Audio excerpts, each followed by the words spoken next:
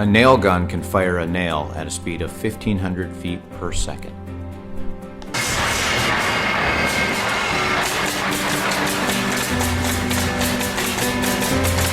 A handgun can fire a bullet at a speed of 1,500 feet per second.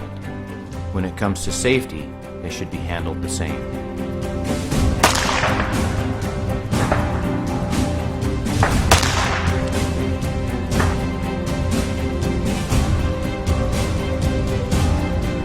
Every year, there are approximately 42,000 nail gun injuries reported in the U.S. Approximately $338 million is spent on emergency room care, rehab, and workers' comp as a result of those injuries.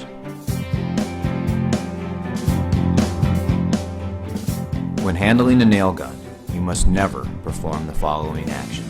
Never operate a nail gun until you have read the manufacturer's safety manual and understand all safety precautions. Never assume the tool is empty. Never engage in horseplay. A nail gun is not a toy. Never carry the tool with your finger on or squeezing the trigger. Never operate a malfunctioning tool. Never attempt to load new fasteners while holding the trigger or depressing the work contact element. Never operate the tool with the work contact removed.